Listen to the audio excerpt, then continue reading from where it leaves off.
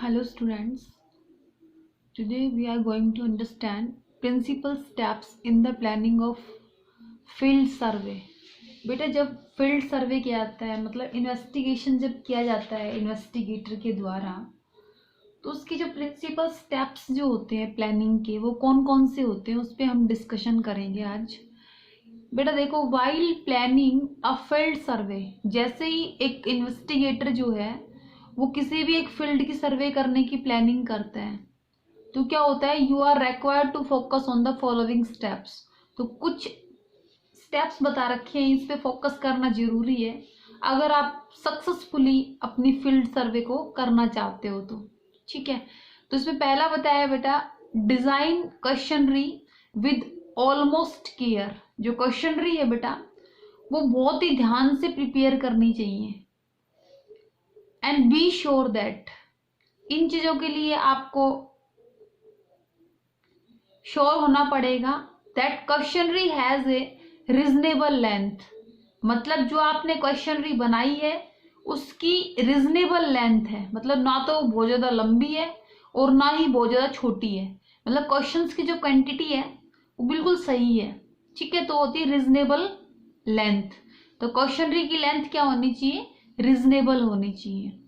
Next बताया था, questionnaire include only precise and short questions. मतलब क्वेश्चनरी में जो है बेटा वही क्वेश्चन होने चाहिए जो आपके इन्वेस्टिगेशन से रिलेटेड है और शॉर्ट क्वेश्चंस होने चाहिए। बहुत लेंथी और बहुत कॉम्प्लेक्स अगर क्वेश्चन रहेंगे तो जो इन्फॉर्मेंट्स हैं, जो आपको इन्फॉर्मेशन देने वाले लोग हैं जिनसे आपको इन्फॉर्मेशन लेनी है, वो हो सकता है आपके क्वेश्चंस का आंसर ना कर पाए। तो जो आपका इन्वेस्टिगेशन है वो कहीं ना कहीं आधा अधूरा रह जाएगा अगर ऐसा हो गया तो क्या होना चाहिए, क्वेश्चनरी में क्या होना चाहिए, शॉर्ट क्वेश्चंस होने चाहिए और नीडेड क्वेश्चन ही होने चाहिए। नेक्स्ट है बेटा, the questions don't involve serious and difficulty calculation for the informants. बेटा मैंने आपको बताया था पहले भी, हमने गुड क्वेश्चनरी की क्वालिटी पढ़ी थी उसमें भी, और आज फिर रिपीट कर रहे हैं कि क्वेश्चंस बेटा ऐसे नहीं होने चाहिए जिनमें बहुत ज्यादा डिफिकल्ट कैलकुलेशन हो सकता है इन्फॉर्मेंट्स जो वो इलिटरेट हो सकता है उनकी कैलकुलेशन की जो कैपेसिटी है वो बहुत कम रहे, उनको मैथमेटिकल नॉलेज ना हो। तो क्या होना चाहिए बेटा, क्वेश्चंस जो है ना उसमें कभी भी ऐसे नहीं होने चाहिए क्वेश्चनरी में जिनमें डिफिकल्ट कैलकुलेशन होए। ठीक है, नेक्स्ट बताया बेटा, डिसाइडेड। अब आपका जो पहला पॉइंट क्या था, क्वेश्चनरी जो है वो ऑलमोस्ट केयर के साथ डिजाइन की गई होनी चाहिए और ये क्वेश्चनरी से रिलेटेड कुछ पॉइंट्स थे।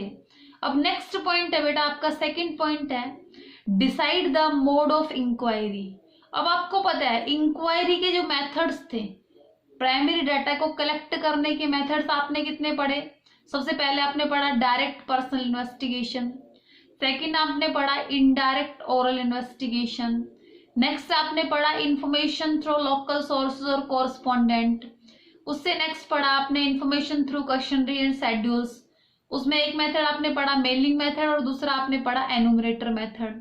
तो इसका मतलब क्या होगा, यहाँ पे आपको इंक्वायरी का मोड डिसाइड करना पड़ेगा कि जो आप इंक्वायरी करेंगे वो पर्सनली जाके करेंगे या फिर क्वेश्चनरी को मेलिंग के थ्रू भेज के करेंगे या फिर किसी एनुमरेटर को अपॉइंट करेंगे जो आपकी इन्फॉर्मेंट से लेके आएगा। तो यहाँ पे आपको मोड डिसाइड करना पड़ेगा, मेथड डिसाइड करना पड़ेगा कि आप किस तरीके से इंक्वायरी करेंगे। ओके, नेक्स्ट है, arrange a proper training program for the enumerators explaining to them the purpose and the mode of inquiry and also the nature of various questions in the questionnaire। देखो बेटा आपको बताया था जो एनुमरेटर method होता है उसमें क्या करता है, जो इन्वेस्टिगेटर जो होता है वो एक पर्सन को अपॉइंट करता है जो क्या करेगा, इन्फॉर्मेंट से इंफॉर्मेशन लेने जाएगा।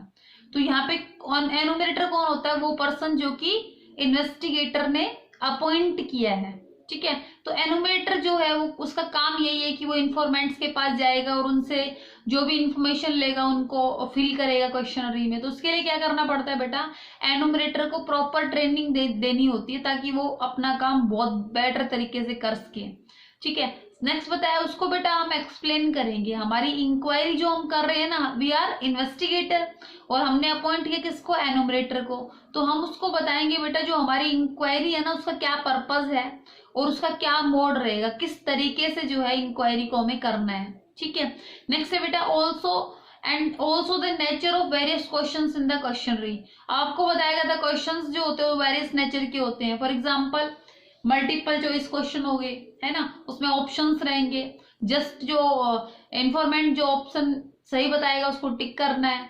ठीक है, नेक्स्ट आपको बताया सिंपल अल्टरनेटिव क्वेश्चन जिनमें यस और नो का आंसर देना होता है, फिर राइट रॉन्ग का आंसर देना होता है, वो सिंपल अल्टरनेटिव क्वेश्चन हो गए। नेक्स्ट आपको बताया स्पेसिफिक क्वेश्चन, इन्फॉर्मेशन क्वेश्चन, कुछ क्वेश्चन जो होते हैं स्पेसिफिक पर्टिकुलर एक ही पर्सन से पूछे जाते हैं। फॉर एग्जाम्पल मैं पूछूं in which class do you read, तो आपसे वो स्पेसिफिक क्वेश्चन हो गया। ठीक है, और एक होता है बेटा ओपन क्वेश्चन। ओपन क्वेश्चन क्या होते हैं, किसी भी प्रॉब्लम जो भी है सबके ओपिनियन लिए जाते हैं कि भाई तुम बताओ इसमें क्या होना चाहिए, तुम बताओ इसमें क्या होना चाहिए। फॉर एग्जाम्पल ये कह दिया जाए कि भाई how will you solve the ways problem in the industry, जो इंडस्ट्रीज हैं उनमें जो लेबर्स की जो वेज से रिलेटेड प्रॉब्लम है, मजदूरी से रिलेटेड प्रॉब्लम है, वो आप कैसे सोल्व करेंगे।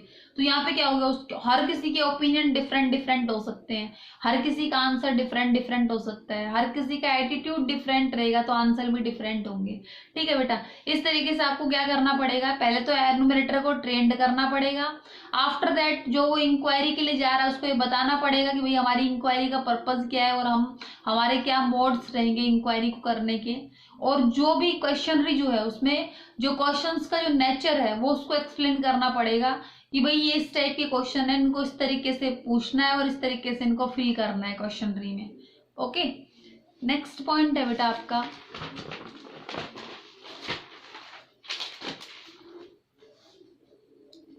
नेक्स्ट है बेटा conduct pilot survey when the field of investigation is very large. बेटा आपको ये बताया गया था कि इन्वेस्टिगेटर जो होता है ना वो क्या सोचता है, वो सोचता है भाई मैं बड़े लेवल पे अपना इन्वेस्टिगेशन करने जा रहा हूँ, हो सकता है जो मैंने क्वेश्चनरी बनाई है उसमें कुछ कमियां हो, तो उसके लिए वो क्या करता है बेटा, पायलट सर्वे करता है। पायलट सर्वे में क्या होता है, देखो पायलट सर्वे क्या होता है उसके बारे में हम थोड़ा सा पढ़ेंगे। देखो it refers to try out survey, मतलब इसके क्या कर रहे हो आप, ट्राई आउट कर रहे हो, उसको चेक करके देख रहे हो आप क्वेश्चनरी को। Covering A small sample of the universe, बेटा यूनिवर्स का मतलब क्या होता है, देखो लेट्स सपोज आप क्या करना चाहते हो, आप महेंद्रगढ़ डिस्ट्रिक्ट में जो है ना, महेंद्रगढ़ डिस्ट्रिक्ट में आप देखना चाहते हो कि लेबर कितने हैं, कैसे कितने लोग ऐसे हैं जो मजदूरी पे काम करते हैं। इसका मतलब क्या हो गया, यूनिवर्स आपके लिए क्या हो गया, जितने भी लेबर हैं महेंद्रगढ़ डिस्ट्रिक्ट में, तो क्या हो गया आपकी यूनिवर्स हो गया। अब आपको पता है कि आप इतने सारे लेबर्स को तुरंत तो इंफॉर्मेशन ले नहीं सकते, आपको पायलट सर्वे करना, तो आप क्या करोगे, उनमें से कुछ लेबर्स को उठा लोगे, वो क्या हो जाएंगे आपके लिए सैंपल हो जाएंगे। ठीक है, अब आप क्या करोगे बेटा, अब आप ये करोगे, ये आपने कर लिया, सिलेक्ट कर लिया सैंपल्स को, आफ्टर दैट क्या करोगे, this help you to access the quality of your questionnaire. आप क्या करोगे, उन जो सैंपल्स है ना उनसे जो भी क्वेश्चंस पूछने हैं, जो आपका सर्वे है, जो आपका सर्वे लार्ज लेवल पे आप कंडक्ट करने वाले हैं उसकी प्री टेस्टिंग कर रहे हो आप। सिर्फ आप कुछ सैंपल्स से वो क्वेश्चंस पूछेंगे जिससे आपको पता चल जाएगा कि आपकी क्वेश्चनरी की क्वालिटी क्या है। ठीक है, and the way informant respond to the set of questions, और जो इन्फॉर्मेंट्स है वो किस तरीके से आपको रिस्पॉन्ड करेंगे, तो आपको अंदाजा हो जाएगा, आप एक जायजा लगा रहे हो भाई कैसे क्या रहेगा। ठीक है, accordingly you are able to know in advance the shortcoming in your questionnaire, इससे आपको क्या पता चल जाएगा, एडवांस में आपको पता चल जाएगा कि आपकी क्वेश्चनरी की क्या क्या कमियां हैं, क्या क्या लिमिटेशंस हैं, तो आप उनको क्या कर सकते हो, चेंज कर सकते हो। तो required change in the questionnaire may be introduced before you are set out for the final survey. आप फाइनल सर्वे पे जाने से पहले आप जो भी आपकी जो चेंजेस रिक्वायर्ड है उन चेंजेस को आप सेट कर लोगे, जिससे आपका जो इन्वेस्टिगेशन का टारगेट है वो प्रॉपरली कवर हो सके। ठीक है भाई, ये था आपका पायलट सर्वे करने का मतलब एक ऑब्जेक्ट, यही था कि आप क्या करना चाहते थे, आप यही चाहते थे कि जो जिन लोगों से आपको क्वेश्चंस पूछने हैं, क्वेश्चनरी में जो क्वेश्चन मेंशन है, वो जिन लोगों से आपको क्वेश्चंस पूछने हैं उनमें से पहले ही 3-4 लोगों के आप ऊपर प्री टेस्टिंग करके देख रहे हो कि वो आंसर कर पा रहे या नहीं कर पा रहे। उससे आपको एक तो ये पता चल जाएगा कि आपकी क्वेश्चनरी की क्वालिटी क्या है ना। दूसरा आपको ये पता चल जाएगा कि जो इन्फॉर्मेंट्स है वो किस तरीके से आपको रिस्पॉन्ड करेंगे, और इससे पता चल जाएगा आपको कि आपकी क्वेश्चनरी में कोई कमी है तो जो भी चेंज रिक्वायर्ड है, जो चेंज होना चाहिए वो आप कर पाएंगे। ठीक है भाई। नेक्स्ट है बेटा पायलट सर्वे हेल्प। ये सर्वे जो है ना आपको हेल्प करती है क्या क्या करने में, देखो in assessing the quality and stability of the question. आपको पता चल जाता है कि आपके क्वेश्चंस की क्वालिटी कैसी है और क्या आपके क्वेश्चन स्टेबिलिटी के साथ काम कर पाएंगे, मतलब क्या आपके क्वेश्चन पर्टिकुलर जो भी इंफॉर्मेंट्स उसके ऊपर सुटेबल रहेंगे। ठीक है। नेक्स्ट है बेटा in assessing performance of the enumerator. इससे आपको ये भी पता चल जाएगा कि आपका जो एनुमरेटर है ना उसकी क्या परफॉर्मेंस रहने वाली है। ठीक है, आपको अंदाजा हो जाएगा। ठीक है, तो आपको क्या कहा, एक तो आपको क्वेश्चंस की क्वालिटी का पता चल जाएगा कि आपके क्वेश्चंस की क्वालिटी ठीक ठाक है या नहीं है। अगर चेंज की रिक्वायरमेंट है तो आप चेंज कर लेंगे। नेक्स्ट क्या वो क्वेश्चंस उन पर्टिकुलर इन्फॉर्मेंट्स पे सूट कर रहे हैं, ऐसे क्वेश्चंस हैं जो वो आंसर कर पाएंगे, तो उसके हिसाब से जो भी चेंज रिक्वायर्ड है ना वो आप चेंज कर लेंगे पहले से ही। ठीक है। नेक्स्ट बताया एनुमरेटर जो है उसकी परफॉर्मेंस क्या है। अगर एनुमरेटर प्रॉपरली काम नहीं कर पा रहा तो आप क्या करेंगे, दूसरा एनुमरेटर हायर करेंगे। ठीक है। नेक्स्ट है बेटा, तो ये पायलट सर्वे जो है इस तरीके से हेल्प करती है इन चीजों को आइडेंटिफाई करने में। ठीक है। नेक्स्ट है भाई in designing A set of instruction for the एनुमरेटर। अब आपको क्या है, आपको पता चल गया कि भाई एनुमरेटर जो किस तरीके से परफॉर्मेंस देगा, तो आप क्या करोगे एज ए इन्वेस्टिगेटर, आप उसके लिए इंस्ट्रक्शन डिजाइन कर लोगे कि भाई तू ये गलती कर सकता है, तो तेरी ये इंस्ट्रक्शन है, तेरे को इस तरीके से काम करना है। ठीक है। तो क्या हो गया, आप क्या कर सकते हो, जो इंस्ट्रक्शंस हैं किससे रिलेटेड, एनुमरेटर से रिलेटेड, उनको आप डिजाइन कर सकते हो। ठीक है भाई। नेक्स्ट आता है in assessing the cost and time involve in the final survey.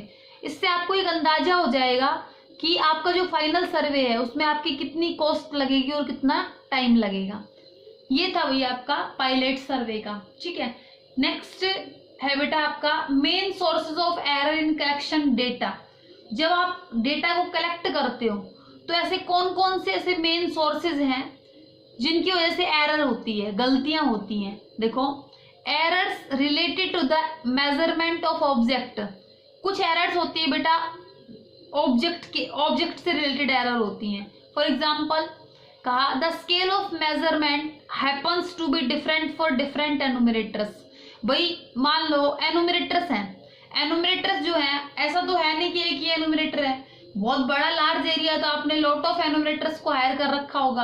आप कौन हो, इन्वेस्टिगेटर हो, आपने मान लो 4 से 5 10 लोगों को हायर कर लिया और उनको एक काम दे दिया कि भाई तुम्हें क्या करना है, इन्फॉर्मेंट्स के पास जाना है, उनसे क्वेश्चंस पूछने हैं और जो वो आंसर दे उनको फिल करना है। अब देखो हर एनुमरेटर का अपना अपना डिफरेंट वे रहेगा। हो सकता है जो चीज मेजर करने जाना है उसका स्केल जो है हर एनुमरेटर के लिए डिफरेंट रहे, है ना। हो सकता है एक कोई लेंथ लिखनी है किसी चीज की, तो हो सकता है 1 मीटर में ले रहा हो, 1 सेंटीमीटर में ले रहा हो। हाइट देखनी है, कोई इंच में ले रहा हो, कोई फीट में ले रहा हो। तो इससे क्या होगा, जो मेजरमेंट का स्केल है ना भाई वो डिफरेंट अगर रहेगा तो एरर क्रिएट हो जाएगी, क्योंकि सारी इंफॉर्मेशन डिफरेंट हो गई तो फिर क्या होगा, आपको डिफिकल्टी आएगी। ठीक है। नेक्स्ट है डिफरेंट एनुमरेटर्स में be allowing different degree of approximation in their measurement even while using the identical scale. ये भी प्रॉब्लम हो सकती है भाई, हो सकता है कि वो स्केल तो सबका आइडेंटिकल हो, सब सेम तरीके से मेजरमेंट कर रहे हैं, लेकिन जो अप्रोक्सीमेशन की जो डिग्री है ना वो लोगों अलग अलग लोगों की अलग अलग है। जैसे राउंड ऑफ करते हैं हम, कोई 100 पे राउंड ऑफ कर रहा है, कोई 1000 पे राउंड ऑफ कर रहा है। ठीक है। तो ये क्या हो गया, डिग्री ऑफ अप्रोक्सीमेशन अगर डिफरेंट हो जाएगा तो भी क्या हो जाएगा, आपका कंक्लूजन गलत निकलेगा। ठीक है। तो ये थी आपकी ऑब्जेक्टिव से रिलेटेड एरर्स, जिसमें क्या होता है स्केल ऑफ मेजरमेंट अगर डिफरेंट हो गया डिफरेंट एनुमरेटर्स का, या फिर डिग्री ऑफ अप्रोक्सीमेशन अगर डिफरेंट हो गया तो आपको क्या हो जाएगी, डेटा कलेक्शन में एरर क्रिएट हो जाएगी।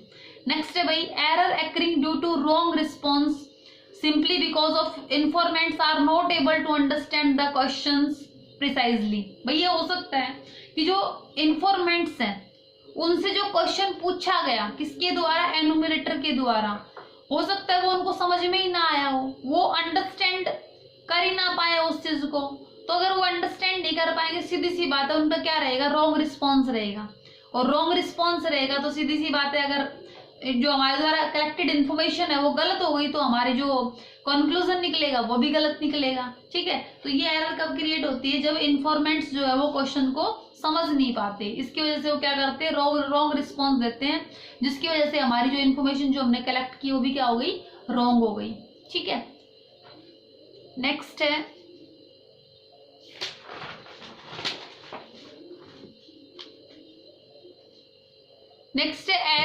Errors occurring due to lack of response. कई बार ऐसा भी होता है कि इन्फॉर्मेंट्स जो है ना वो रिस्पॉन्स ही ना दे, है ना। सम इन्फॉर्मेंट्स में नॉट रिस्पॉन्ड द क्वेश्चनरी। कुछ इन्फॉर्मेंट्स ऐसे होते हैं बेटा जो क्वेश्चनरी को रिस्पॉन्ड ही नहीं करते। Lack of information thus occurring इन्फोसिस an element of error in the collection of data. इसकी वजह से क्या होता है, अगर रिस्पॉन्ड ही नहीं करेंगे, वो आंसर ही नहीं देंगे, तो क्या होगा, कंफ्यूजन ज्यादा क्रिएट होगा, जिसकी वजह से क्या होगा, एरर एलिमेंट आएगा डेटा के कलेक्शन में। नेक्स्ट है भाई, errors occurring due to miscalculation are also called arithmetic errors. क्या होती है भाई, अर्थमेटिकल एरर्स। कई बार क्या होता है कि जो इन्फॉर्मेंट्स है वो मिसकैलकुलेशन कर लेता है, मतलब कैलकुलेशन प्रॉपर नहीं कर पाता, तो उसने क्या कर दी, अर्थमेटिकल एरर कर दी, तो उसकी गलती जो है वो क्या हो जाएगी, हमारे कलेक्शन में भी गलती हो जाएगी, तो फिर क्या होगा, हमारे जो रिजल्ट निकलेगा, डेराइव करा जाएगा, वो भी गलत हो जाएगा। ठीक है, नेक्स्ट है error occurring due to communication gap. कई बार क्या होता है, एक कम्युनिकेशन गैप हो जाता है, मतलब एनुमरेटर और इन्फॉर्मेंट्स के बीच में एक कम्युनिकेशन गैप हो जाता है, जिसकी वजह से क्या होता है, इन्फॉर्मेशन जो हम लेना चाह रहे थे वो प्रॉपरली हम तक आई ही नहीं, इसकी वजह से क्या हो गया, एरर क्रिएट हो गई। तो क्या कहा, error occurring due to communication gap और due to lack of recording of the information. आपने क्या किया, या फिर आपने इन्फॉर्मेशन को रिकॉर्ड नहीं किया टाइमली, तो क्या हुआ, बाद में आप भूल गए और आपने क्या कर दिया, गलत रिकॉर्ड कर दिया, उसकी वजह से भी क्या हो जाएगा, एरर क्रिएट हो जाएगी। तो भाई इसमें आपने पढ़ा principal steps in the planning of field of survey, कि क्या क्या आपके प्रिंसिपल स्टेप्स रहेंगे जब आप क्या करेंगे, फील्ड इन्वेस्टिगेशन करेंगे। ठीक है, नेक्स्ट आपने ये पढ़ा कि आपका पायलट सर्वे जो होता है वो क्या होता है और वो आपको क्या हेल्प करता है। और लास्ट आपने पढ़ा main sources of error in collection of data. जो कलेक्शन ऑफ डेटा जब आप करते हो तो आपके क्या क्या ऐसी एरर्स हैं जो हो सकती हैं। ठीक है, नेक्स्ट बेटा आपको एक थोड़ा सा एक व्यू दिखाती हूं मैं कि आपकी जो क्वेश्चनरी है ना वो कैसी होती है। ठीक है, तो देखो आपकी बुक में गिवन है क्वेश्चनरी, पेज नंबर 35 पे जो बुक मेरे पास है उसके अकॉर्डिंग देखो, example of an ideal questionnaire, क्या साइज होना चाहिए, आपको कल बताया था आइडल क्वेश्चनरी के बारे में सब कुछ समझाया था। तो क्या कहा, the objective of the questionnaire is to know about the monthly income and expenditure of the 10+2 students living in the hostel. बेटा ये जो क्वेश्चनरी है ना, इसका ये ऑब्जेक्ट है कि आप क्या जानना चाहते हो, जो 12th क्लास के जो स्टूडेंट है जो हॉस्टल में रहते हैं उनकी मंथली इनकम और एक्सपेंडिचर क्या है। ठीक है भाई, कहा है यू आर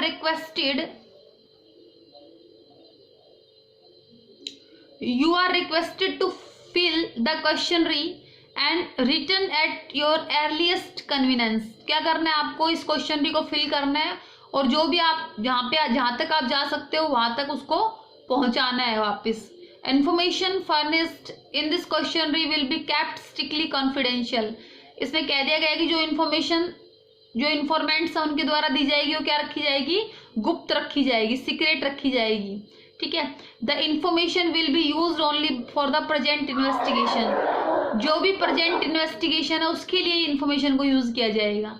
अब क्वेश्चन रीम देखो ऐसे है, नेम ऑफ स्टूडेंट हो गया, एज हो गई, फैकल्टी क्या है उसके पास, भाई आर्ट ले रखी है, कॉमर्स ले रखी है, साइंस ले रखी है, फिर नेम ऑफ स्कूल हो गया या फिर कॉलेज हो गया, father's name, address, father's occupation क्या है, फादर की इनकम क्या है ना, इनकम जो है of other members in the family क्या है, monthly income received by the student, जो मंथली इनकम है स्टूडेंट को कहाँ से रिसीव होती है, फ्रॉम द फैमिली कितनी रिसीव होती है, पर्सनली वो क्या अर्निंग करता है, हो सकता है वो कुछ छोटा मोटा काम कर रहा हो, स्कॉलरशिप अगर उसको मिलती है तो कितने रुपए की मिलती है, और अदर्स कहाँ से उसको पैसा मिल रहा है। ठीक है। उसके बाद में मंथली एक्सपेंडिचर क्या होंगे स्टूडेंट्स के, कि स्कूल या कॉलेज की फीस कितनी है उसकी, स्टेशनरी पे कितना खर्च करता है, बुक्स पे कितना खर्च करता है, कन्वेंस अगर उसको कहीं पे जाना होता है तो कितना खर्च हो जाता है, हॉस्टल एक्सपेंडिचर क्या है उसके, इंटरटेनमेंट पे कितना खर्च करता है और अदर आइटम्स पे कितना खर्च करता है। ठीक है। नेक्स्ट है if is your monthly income enough for you, भाई आपकी जो मंथली इनकम है क्या वो आपके लिए इनफ है, यस और नो में आंसर देना है। If your family income is not enough how do you propose to increase it, तो अगर आपकी फैमिली इनकम अगर आपने नो आंसर दिया है तो भाई आप क्या करते हो, क्या करना चाहते हो उसको इंक्रीज करने के लिए आपकी इनकम को। और नेक्स्ट है you can save anything from your monthly income, क्या आप अपनी मंथली इनकम में से कुछ सेव कर पाते हो। If yes under which the above noted head of the expenditure can you save and how much, भाई जो भी आप सेव कर पाते हो तो कैसे सेव कर पाते हो उसको आप बताओ। ठीक है। तो इस तरीके से आपकी क्वेश्चनरी बन गई। ठीक है। आपका टारगेट क्या था, जस्ट आपको क्या करना था, ये देखना था क्या जो आपके स्टूडेंट्स है 12th क्लास में हॉस्टल में उनकी मंथली इनकम और एक्सपेंडिचर क्या है। तो इस तरीके से बेटा क्वेश्चनरी सेट होती है। ठीक है। अब ये क्वेश्चनरी जो है इसके आपको बताया गया था, क्वेश्चनरी सेट होने के बाद में क्या तो जो इन्फॉर्मेंट्स है कौन हो गए, इन्फॉर्मेंट्स 12th क्लास के स्टूडेंट हो गए हॉस्टलर, तो आप क्या करो, क्या तो उनके पास मेल के थ्रू भेज दोगे, वो खुद पढ़ेंगे और आंसर करेंगे, या फिर क्या करोगे एक पर्टिकुलर पर्सन को अपॉइंट करोगे जो क्या करेगा, जो हॉस्टलर्स है उनके पास जाएगा, उनसे क्वेश्चंस पूछेगा और जो वो आंसर देंगे उनको वो खुद अपने हाथों से फिल करेगा। तो बेटा ये तरीका होता है। तो आपको बताया था एक मेलिंग मेथड होता है, जब आप क्वेश्चनरी को मेल कर देते हो और अगर आप किसी एक पर्सन के थ्रू उसको फिल करा के ला रहे हो तो क्या हो गया, एनुमरेटर मेथड हो गया। जो क्वेश्चनरी जो है इन्फॉर्मेंट्स के द्वारा खुद भरी जाती है तो वो तो क्वेश्चनरी हो जाती है, लेकिन एनुमरेटर अगर उसको फिल करते तो क्या हो जाती है, शेड्यूल हो जाती है। तो इस तरीके से बेटा ये एक आइडल क्वेश्चनरी जिसमें आपको बताया गया था कि 20 से 25 क्वेश्चंस होने चाहिए, क्वेश्चन सिंपल होने चाहिए, कॉम्प्लेक्स लैंग्वेज नहीं होनी चाहिए, कुछ क्वेश्चंस ओपन क्वेश्चंस होने चाहिए, कुछ स्पेसिफिक क्वेश्चंस होने चाहिए, कुछ अल्टरनेटिव क्वेश्चंस होने चाहिए, कुछ एमसीक्यूज मल्टीपल चॉइस क्वेश्चन होने चाहिए। इस तरीके से प्रॉपरली सेटअप होना चाहिए क्वेश्चनरी का। ठीक है। क्वेश्चनरी जितनी अच्छी रहेगी आपको जो इन्वेस्टिगेशन का टारगेट है ना वो सक्सेसफुली अचीव हो पाएगा। ओके। ये था बेटा आपका आइडल क्वेश्चनरी का एग्जाम्पल, और जो आपके प्रिंसिपल्स थे फील्ड ऑफ इन्वेस्टिगेशन के, पायलट सर्वे था, और आपकी क्या क्या एरर्स हो सकती है जब आप डेटा कलेक्ट करेंगे तो। ठीक है। तो इसको प्रॉपरली अच्छे तरीके से पढ़िए। ठीक है। आज के लिए इतना ही, नेक्स्ट चलेंगे इस चैप्टर को लेके। थैंक्स।